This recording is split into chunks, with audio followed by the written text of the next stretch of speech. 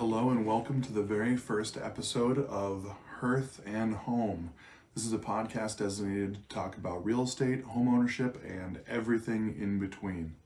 Here, as always, I am joined by my co-host. Yeah, it's good to be here. Just call me Coast. I feel like that's easier. But yes, that is who I am.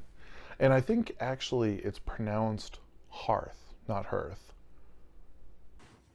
But isn't it pronounced Hearthstone?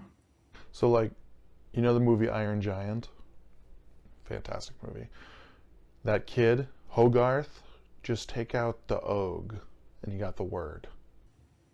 Hogue. Hearth. Yeah, all right, that works. That's a good memory hook for it. Yeah, I'll have to try that strategy.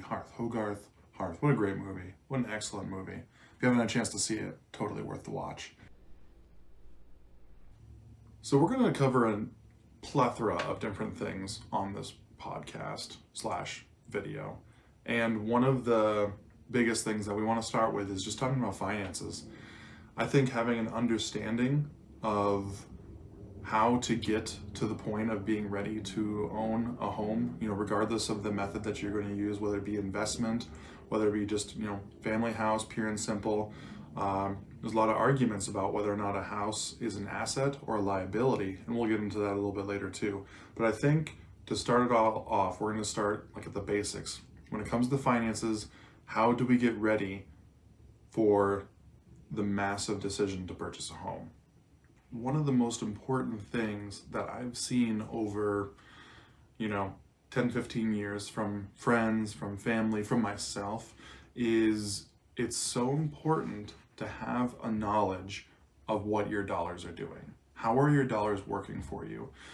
Different periods of my life, there's been times where money comes in, money goes out, and I have absolutely no clue what is happening with those numbers. I might be in a hole in the red one day and I might be kind of in a green another, but there's no true tracking system.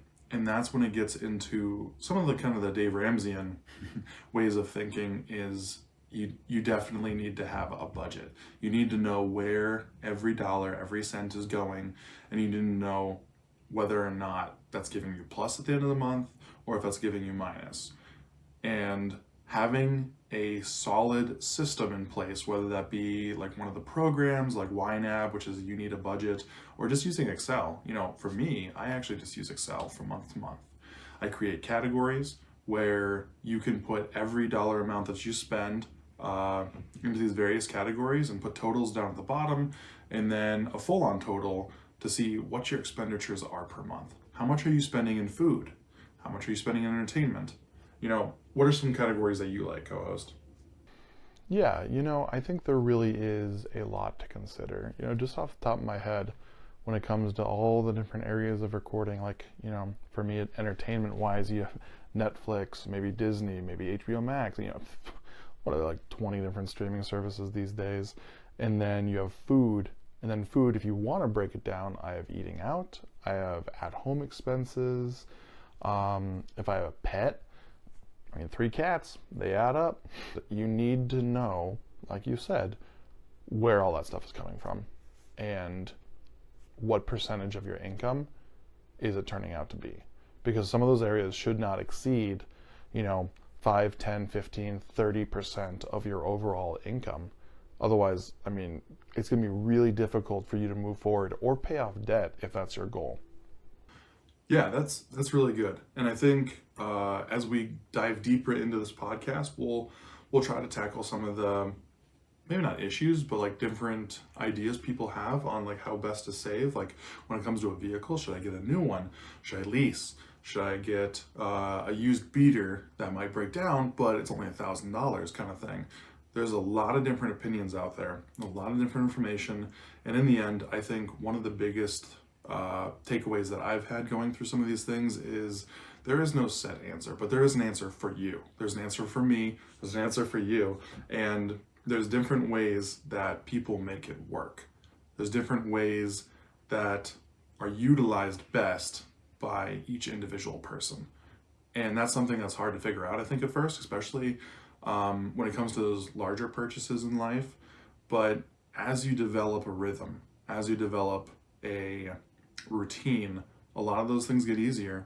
For me, while I may not have like a full-on budget that I adhere to each month, which, maybe that's something I'll improve on in the coming months. My family's adding one more, so that's exciting times. But we need to know, all right, what are the expenses to expect, and how can we budget for them, prepare for them accordingly. And when I think about my Excel spreadsheet, it's very handy to be able to see a comparison of each of those categories we mentioned earlier, changed from month to month, to see it's like, oh man, yeah, back in June, entertainment was like a few $100s more than normal.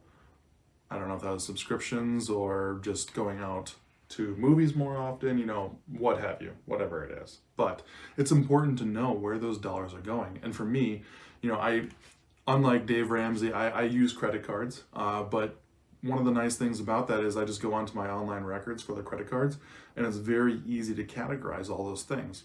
So typically, when it comes down to recording my expenses, it's credit cards, whatever bank withdrawals I have, and direct deposits.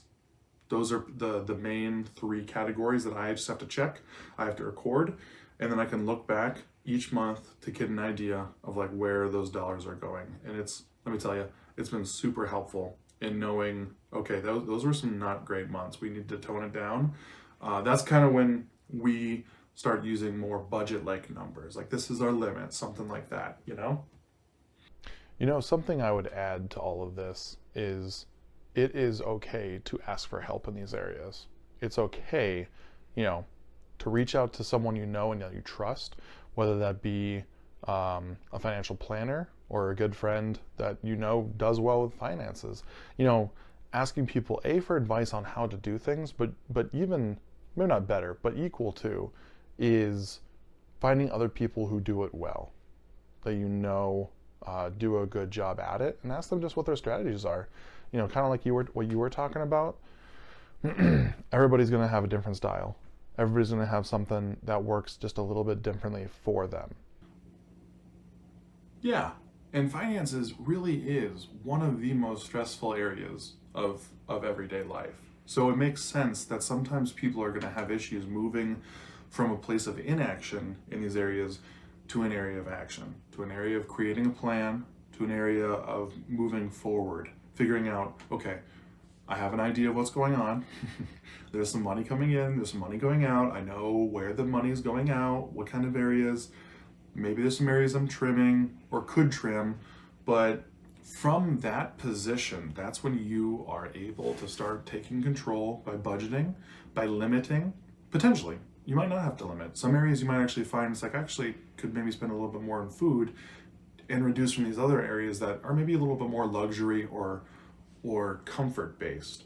Because there really is, I remember hearing about a dichotomy, I believe in Bigger Pockets, and they talked about how you can choose, one of two sides. There's comfort over here, and then there's profitability over here.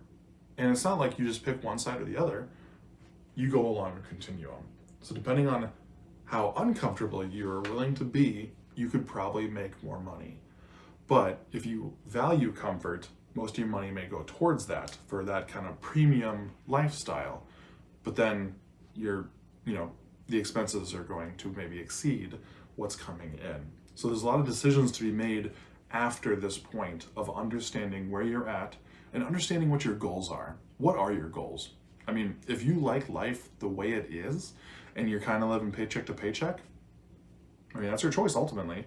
But I would encourage people to move beyond into those common steps that you see from Dave Ramsey, that you see from Forbes or Fool.com or Harvard Business School, things like that. The next step usually is to set up some sort of emergency fund. Some people will say it's $1,000, some people will say just $500, because then the step later, once you have debt paid off, which is usually like the third step, especially if you're going like baby steps, and then beyond that, that's when you're looking into like 3 to 6 months worth of income.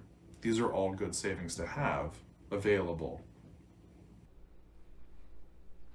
Something I would add to that too, is just be honest with yourself. Honest with what you want. the way you're living, is it the way that you want to continue living? Do you have a 1-year plan? Do you have a 5-year plan? Do you have a 10-year plan? What is life? What do you hope life looks like that far down the road? And is the way that you're living life currently allowing you to fulfill those hopes and dreams, or is it actually pushing you further away? Right, and that takes work, real work needs to be put into these things to get there. This isn't like some fool's errand. This takes solid work, solid tracking, time. A lot of people who live paycheck to paycheck, it's a time issue where it just doesn't feel like there's any time to slow down whatsoever. And that's another thing. Maybe you need to account for where your time's going every day and see if there is any margin to figure this out, because I promise you, if you can figure these things out, it pays massive dividends. So remember, really, the biggest thing to take away from this first message is just take control of your finances. And by take control, I mean know what is happening. The more you know, the more you can make changes that better your plan, your future, and all of your goals. So thanks for tuning in on our very first episode of Hearth and Home. We hope you'll join us next time. We'll be producing 1 episode a week. We hope you come back, view it, jam that like, comment, subscribe, do all those things. We love it. It would help us out immensely, and we look forward to answering some questions that you may have. So yeah, hit us up in the comment section with any questions you have, and we'll kind of keep trucking towards the topics of real estate and just what it takes to move from a point of not even knowing what's going on with your finances all the way to owning your own home and moving forward in an investment strategy for owning home and perhaps multiple homes. So have a good one.